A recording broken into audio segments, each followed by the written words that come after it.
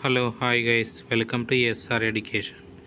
ఈరోజు మనం యత్నదోష అభ్యసన సిద్ధాంతం గురించి తెలుసుకుందాం. ఈ సిద్ధాంతాన్ని ప్రతిపాదించిన వారు థారాండైక్. ఈ సిద్ధాంతం గురించి మనకు ప్రతిసారి టెట్లో ప్రతి షిఫ్ట్లో 1 లేదా 2 క్వశ్చన్స్ అడగడం అనేది జరుగుతుంది. సో మనము ఈ యత్నదోష అభ్యసన సిద్ధాంతం గురించి వివరంగా తెలుసుకుందాం. అదేవిధంగా దీని మీద ఇంతకుముందు వచ్చిన క్వశ్చన్స్ని కూడా ఒకసారి చూద్దాం. ఇప్పుడు మనము యత్నదోష అభ్యసన సిద్ధాంతం గురించి చూసుకున్నట్లయితే ఈ సిద్ధాంతాన్ని 1913 సంవత్సరంలో థారాండైక్ ఇతని దేశం అమెరికా. సో ఇతను 1913 సంవత్సరంలో ఈ సిద్ధాంతాన్ని ప్రతిపాదించడం అనేది జరిగింది. ఇతడు విలియం జేమ్స్ ఆధ్వర్యంలో కోడిపిల్లలు అదేవిధంగా పిల్లులపై ప్రయోగం చేస్తాడు. వేటిపైన ప్రయోగం చేస్తాడంటే ఒకటి కోడిపిల్లలు అదేవిధంగా పిల్లులపైన ప్రయోగం చేస్తాడు. అదేవిధంగా ఈ సిద్ధాంతం యొక్క ముఖ్య ఉద్దేశం ప్రయత్నాలు చేసే కొలది దోషాల సంఖ్య తగ్గి అభ్యాసనంలో వేగం పెరుగుతుందని తెలియజేయడం జరుగుతుంది. అంటే మనం ఏవైనా ప్రయత్నాలు చేస్తూ పోతే దాంట్లోని దోషాలు తగ్గి మనకు అభ్యాసనం అనేది వేగవంతం జరుగుతుందని తెలియజేయడం జరుగుతుంది. ఈ సిద్ధాంతం అభ్యాసనంపై పట్టు సాధించి అభ్యాసనం మెరుగుపడుతుందని నమ్మే సిద్ధాంతం ఏదంటే థారాండైక్ యత్నదోష అభ్యాసన సిద్ధాంతం.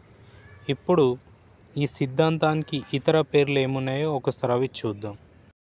ఈ సిద్ధాంతానికి ఇతర పేర్లు ఒకటి ఎస్ఆర్ టైప్ సిద్ధాంతం అని, అదేవిధంగా ఉద్దీపన ప్రతిస్పందన సిద్ధాంతం అని, మరియు సంసర్గ అభ్యాసనమని, అదేవిధంగా అవసరమైన వ్యర్థ కదలికలు వదిలివేయబడ్డ సిద్ధాంతమని, మరియు బంధ సిద్ధాంతం, దీన్నే బాండ్ సిద్ధాంతం అంటారు.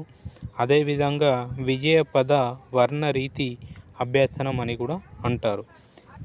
మనకు ఒకవేళ క్వశ్చన్ అడిగేది ఉంటే ఈ సిద్ధాంతానికి ఇతర పేర్లు ఏమిటని అడగడానికి ఛాన్స్ ఉంటుంది. అదే అంటే థారాండైక్ ఈ క్రింది వాటిలో సిద్ధాంతం ఏది అని అడుగుతాడు. అంటే దీనికి మారు పేర్లు ఉన్నాయి కదా. సో ఈ మారు పేర్లు ఒకసారి మీరు గుర్తుంచుకున్నట్లయితే మనకు ఒకవేళ టెట్లో అడిగినా కానీ ఒక మార్క్ అనేది ఎటుపోదు. ఇప్పుడు థారాండైక్ యొక్క గ్రంథాలను చూద్దాం. థారాండైక్ రచించిన గ్రంథాలు చూస్తే first one the principle of teaching, అదేవిధంగా second one psychology of algebra, అదేవిధంగా third one psychology of arithmetic, fourth one the measurement of intelligence, అదేవిధంగా fifth one education psychology, sixth one animal intelligence experimental studies. So వీటిని మనం ఎలా గుర్తుంచుకోవాలంటే ఇక్కడ ఒక photo ఇవ్వడం జరిగింది చూడండి. దాన్ని ఫస్ట్ వన్ది అనుకోండి. అంటే ద ప్రిన్సిపల్స్ ఆఫ్ టీచింగ్ని ప్రిన్సిపల్గా గుర్తుంచుకున్నట్లయితే మనకు సైకాలజీ ఆఫ్ ఆల్జిబ్రా అంటే ప్రిన్సిపల్ అనే అతను మనకు ఆల్జిబ్రా నేర్పిస్తుండు. అదేవిధంగా సైకాలజీ అర్థమెటిక్, అదేవిధంగా మనకు అర్థమెటిక్ కూడా నేర్పిస్తున్నాడు. అదేవిధంగా మనకు మెజర్మెంట్ ఆఫ్ ఇంటెలిజెన్స్ అంటే మనకు తెలివి గురించి కూడా చెప్పడం జరుగుతుంది. అదేవిధంగా ఎడ్యుకేషన్ గురించి చెప్తున్నాం. అంటే మన ప్రిన్సిపల్ ఆల్జిబ్రా, అర్థమెటిక్, ఇంటెలిజెన్స్, సైకాలజీలో ఎడ్యుకేషన్, అదేవిధంగా ఎనిమల్ ఇంటెలిజెన్స్, ఎక్స్పెరిమెంటల్ స్టడీస్ అంటే వీటి గురించి చెప్పడం జరుగుతుందని ఇలా గుర్తుంచుకుంటే మనకు ఈజీగా గుర్తుంటుంది. ఇప్పుడు మనము థారాండైక్ యొక్క ప్రయోగాన్ని చూద్దాం. దాంట్లో ఈ ప్రయోగంలో చాలా వరకు క్వశ్చన్లు వచ్చినాయి. ఆ క్వశ్చన్లను ఒకసారి చూద్దాం. ఫస్ట్ మనం ప్రయోగంలోకి వెళ్ళిపోదాం. థారాండైక్ పిల్లి యొక్క ప్రయోగం కోసం ఉపయోగించిన పేటిక ఏదంటే ఫజిల్ పేటిక. ఈ ఫజిల్ పేటికలో ఆకలితో ఉన్న ఒక పిల్లిని ఉంచడం జరిగింది.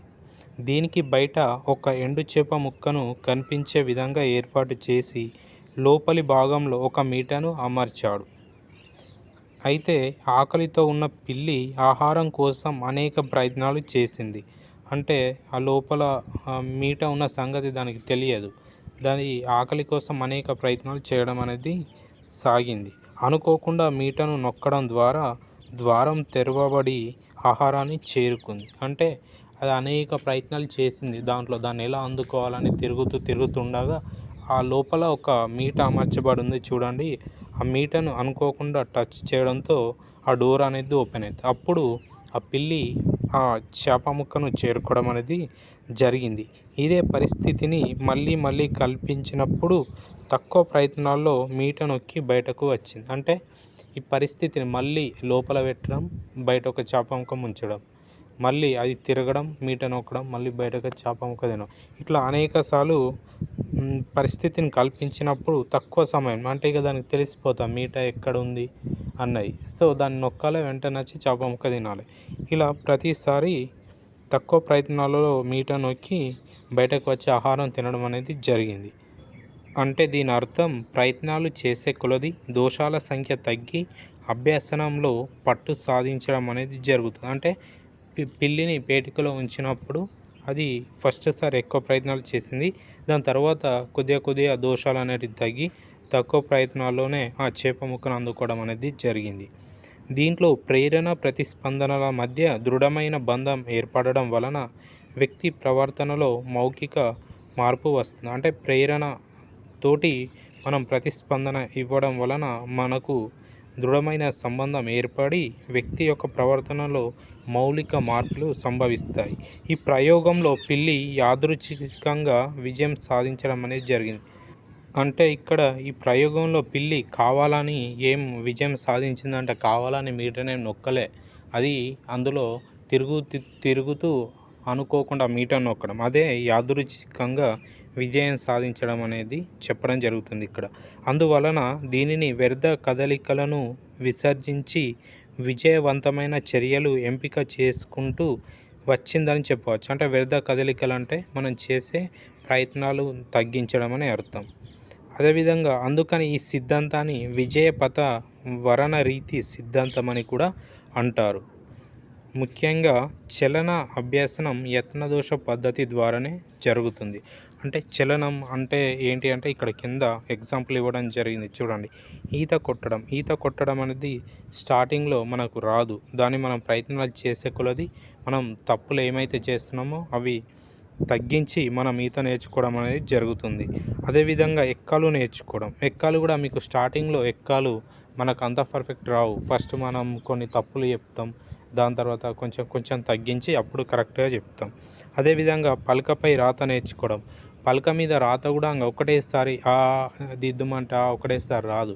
ఫస్ట్ కొంచెం అంకెర పోతుంది, దాని తర్వాత కొంచెం మధ్యలో గ్యాప్ వస్తుంది. అట్లా కొన్ని తప్పులు చేసిన తర్వాత లాస్ట్కు మనం కరెక్ట్గా రాయడం జరుగుతుంది. అదేవిధంగా సైకిల్ తొక్కడం అనేది కూడా మీరు ఎక్కంగానే తొక్కుకుంటూ ఉరకరు. ఎందుకంటే ఫస్ట్ మనం ఎక్కినప్పుడు కొంచెం భయపడతాం, దాని తర్వాత కింద పడతాం, మళ్ళీ తొక్కుతాం, మళ్ళీ కింద పడతాం. అలా మనకు అలవాటైన తర్వాత మనకు అది ఈజీగా అనిపిస్తుంది. థార్న్డైక్ 3 అభ్యసన సిద్ధాంతాలను తెలియజేయడం జరిగింది. వాటిని ఒకసారి చూద్దాం. దీంట్లో ఫస్ట్ వన్ వచ్చేసి సంసిద్ధత నియమం. అంటే ఏదైనా భౌతిక లేదా మానసిక చర్యలు జరగాలంటే అవి నిర్వహించేందుకు అవసరమైన స్థాయిలో శారీరక పెరుగుదల, అదేవిధంగా మానసిక పరిపక్వత ఉంటేనే అభ్యసనం అవసరమైన సంసిద్ధత ఏర్పడుతుందని ఈ సూత్రం తెలియజేస్తుంది. అంటే మనం ఏదైనా నేర్చుకోవాలన్నా, ఏమైనా పనులు చేయాలన్నా మనకు భౌతికంగా, అదేవిధంగా మానసికంగా, శారీరకంగా, మానసిక పరిపక్వత చెంది ఉంటేనే మనం వాటిపైన అభ్యసనం సాధించవచ్చు అని చెప్తుంది.